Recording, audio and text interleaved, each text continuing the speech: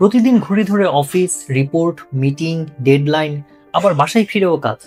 কখনো কি মনে হয়েছে আপনি যেন নিঃশ্বাসই নিতে পারছেন না, বা সবকিছুই আপনার নাগালের বাইরে চলে যাচ্ছে? কাজের চাপ, পারিবারিক দুশ্চিন্তা, আত্মীয় স্বজনদের প্রত্যাশা, সব মিলিয়ে যেন মাথার ভেতর বিস্ফোরণ হতে যাচ্ছে। এটা শুধু আপনার একার সমস্যা নয়, সারা দেশের লক্ষাধিক মানুষ প্রতিনিয়ত স্ট্রেস এবং বার্নআউটের শিকার হচ্ছেন। আমরা অনেকেই মনে করি চাপ থাকাটাই তো স্বাভাবিক, কিন্তু সেই চাপ যখন আপনার ঘুম কেড়ে নেয়, কাজে মন বসে না, সামান্য কথায় রেগে যান, বা শরীরেই অসুখ তৈরি করে, তখন বুঝতে হবে এটি শুধু চাপ নয়, বরং এটি ক্রমশ আপনার সুস্থতার শত্রু হয়ে উঠছে। মানসিক চাপ বা স্ট্রেস আমাদের সবার জীবনে আসে, আর যখন সেটি নিয়ন্ত্রণের বাইরে চলে যায়, তখন তার নাম হয় বার্নআউট। এর মানে শুধু ক্লান্তি নয়, বরং এটি মানসিক, শারীরিক এবং আবেগগত নিঃশেষ হয়ে যাওয়া। আপনি হয়তো শরীরে ঠিকঠাক আছেন, কিন্তু মাথায় চিন্তার বোঝা। একটা সময় আসবে যখন ঘুমিয়ে থেকেও ঘুম পাবে না। সেখানেই শুরু বার্নআউট। বাংলাদেশের প্রেক্ষাপটে স্ট্রেসের কারণগুলো আরও বহুমুখী।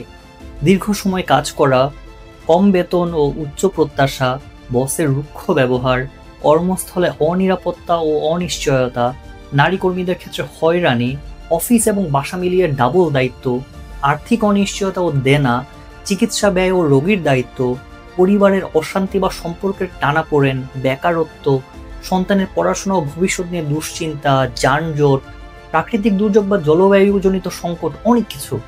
এই সমস্যাগুলোর পেছনে কোনো ব্যক্তির একার দোষ না, বরং একটি অর্গানাইজেশনাল কালচার এর জন্য দায়ী, যেখানে চাপ নেওয়াকে দক্ষতা হিসাবে দেখা হয়।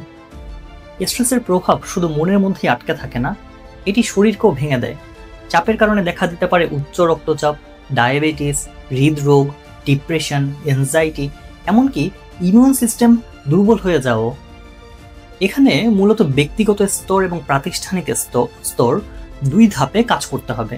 শরীর ও মস্তিষ্কের জন্য ঘুম অত্যন্ত জরুরি। প্রতিদিন অন্তত 7 থেকে 8 ঘন্টা ঘুম মানসিক চাপ কমায়, মন ভালো রাখে এবং রোগ প্রতিরোধ ক্ষমতা বাড়ায়। রাতে ঠিক সময়ে না ঘুমালে স্ট্রেস হরমোন কর্টিসলের মাত্রা বেড়ে যায়। দিনে মাত্র 30 মিনিট হাঁটা বা হালকা ব্যায়াম মস্তিষ্কে হ্যাপি হরমোন এন্ডোরফিন বাড়ায়। এটি মানসিক চাপ কমাতে কার্যকর। প্রতিদিন কাজের ভিড়ে নিজেকে সময় না দিলে মস্তিষ্ক ক্লান্ত হয়ে পড়ে। গান শোনা, বই পড়া, নীরব সময় কাটানো কিংবা প্রিয় কোনো কাজ চাপ কমাতে সাহায্য করে। স্ট্রেসের সময় আমাদের শ্বাস প্রশ্বাস অগোছালো হয়ে পড়ে।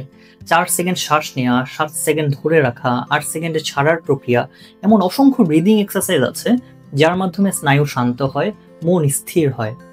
সবার দায়িত্ব নেয়া বা সবার অনুরোধ রাখা মানে দায়িত্বশীলতা নয়। নিজের সীমা বোঝা এবং প্রয়োজন হলে না বলতে শেখা চাপ কমাতে সাহায্য করে।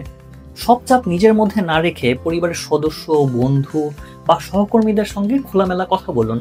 এতে মন হালকা হয়, সমাধানের পথ খুলে যায়। অফিস শেষের পরে মেইল, হোয়াটসঅ্যাপ দেখা, সোশ্যাল মিডিয়ার আসক্তি বাড়তি চাপ তৈরি করে। নির্দিষ্ট সময় ফোন বন্ধ রাখা বা নো স্ক্রিন টাইম মেনে চলা খুবই দরকার। চাপ খুব বেশি হলে কিংবা বিষণ্ণতা দীর্ঘস্থায়ী হলে পেশাদার মনোবিশেষজ্ঞের সহায়তা নেওয়া গুরুত্বপূর্ণ। এটি কোনো লজ্জার বিষয় নয়, বরং সচেতনতার পরিচয়। প্রাতিষ্ঠানিক স্তরে কর্মীদের জন্য মানসিক স্বাস্থ্য প্রশিক্ষণ, অফিসে বিশ্রামের সুযোগ ও ফ্লেক্সিবল টাইম, সহানুভূতিশীল নেতৃত্ব গড়ে তোলা, কাউন্সেলিংয়ের ব্যবস্থা রাখা যেতে পারে। মানসিক চাপ বা স্ট্রেস আমাদের সবার জীবনেই আসে, কিন্তু কিভাবে আমরা সেটাকে সামাল দিই সেটাই গুরুত্বপূর্ণ। চাপ মুক্ত থাকুন, ভালো থাকুন।